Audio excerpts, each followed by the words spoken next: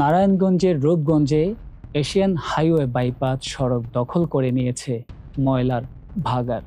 স্তূপীকৃত আবর্জনার কারণে চরম দুর্ভোগ পোহাচ্ছেন পথচারী, এলাকাবাসী, যাত্রীরা। স্থায়ীভাবে সমাধানের উদ্যোগ নেই প্রশাসনের। রাজধানীর পাশেই শিল্পাঞ্চল খ্যাত নারায়ণগঞ্জের রূপগঞ্জ উপজেলা। এই উপজেলার উপর দিয়ে বয়ে গেছে দেশের ব্যস্ততম সড়ক ঢাকা সিলেট মহাসড়ক ও এশিয়ান হাইওয়ে বাইপাস সড়ক। এই সড়ক দুইটির সংযোগস্থল গোলাকান্দাইল মূল চত্বরের এশিয়ান হাইওয়ে সড়কের অংশের আশপাশের হাটবাজার, হাসপাতাল, শিল্প কারখানা, বিভিন্ন বিপণী বিতান, খাবারের হোটেল, রেস্টুরেন্ট, মাছ ও সবজির আড়ত সহ বাসাবাড়ির ময়লা ফেলায় সড়কের বেশিরভাগ অংশ পরিণত হয়েছে ভাগাড়ে। এতে জনজীবন হয়ে উঠেছে দুর্বিষহ। ময়লার দুর্গন্ধের কারণে এ পথ দিয়ে চলাচলরত বিভিন্ন যানবাহনের যাত্রী কিংবা পথচারীদের নাকে রুমাল চেপে চলতে হয়। এমনকি বৃষ্টি হলে পরিস্থিতি হয়ে ওঠে ভয়াবহ। তখন চলাচল করা একেবারেই দুর্বিষহ হয়ে ওঠে। মাঝে মাঝে প্রশাসনের পক্ষ থেকে লোক দেখানো পরিষ্কার করলেও দুদিনের মধ্যেই তা আবার পূর্বের অবস্থায় ফিরে আসে। স্থায়ীভাবে সেই ময়লার ভাগাড় সরানো নেই স্থায়ী কোনো উদ্যোগ।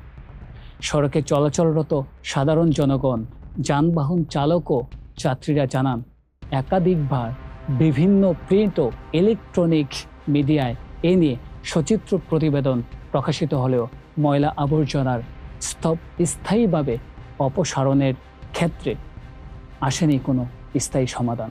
ফলে স্থানীয়রা ক্ষোভ প্রকাশ করেছেন এবং নারায়ণগঞ্জ ১ আসনের সংসদ সদস্য মোস্তাফিজুর রহমান ভূঁইয়া দ্বীপও উপজেলা প্রশাসনের দৃষ্টি আকর্ষণ করেছেন অতি দ্রুত সমস্যা সমাধানের।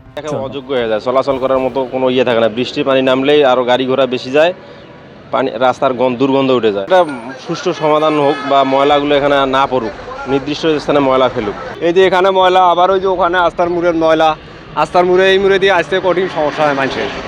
এই জন্য গাড়ি ঘোড়া এই পাশে আসতে চায় না, গাড়ি এদিক দিয়ে আসতে চায় না, অন্য দিক দিয়ে ঘুরে আসে। এই ঘুরে আসার কারণে প্রতিদিন ভাড়া বেশি লাগতেছে। আর শ্বাসকষ্ট, এত বিকট দুর্গন্ধ, বুঝছেন? এই দুর্গন্ধের কারণে ভাড়া বেশি দিয়ে হলেও ঘুরে আসে। বমি আসতেছে, যাত্রীর অবস্থা সিরিয়াস।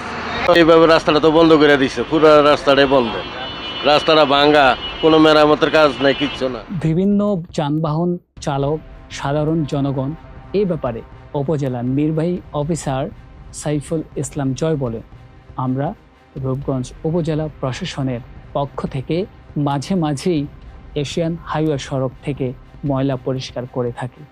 পরে 1 সপ্তাহের মধ্যেই তা আবার ভরে যায়। এই ময়লা আবর্জনা ফেলার জন্য আমরা একটি ডাম্পিংয়ের জন্য জায়গা নির্ধারণ করেছি।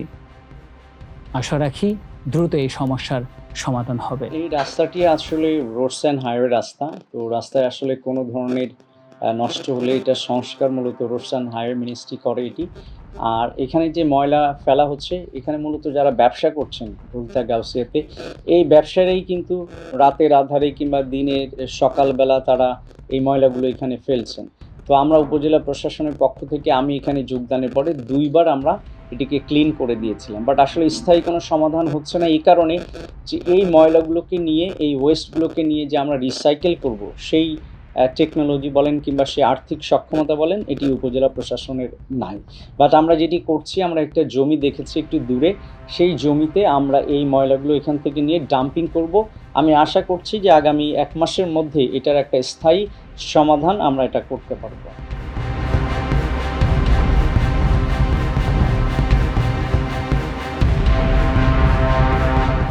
রাশেদুল ইসলাম, মানব কণ্ঠ।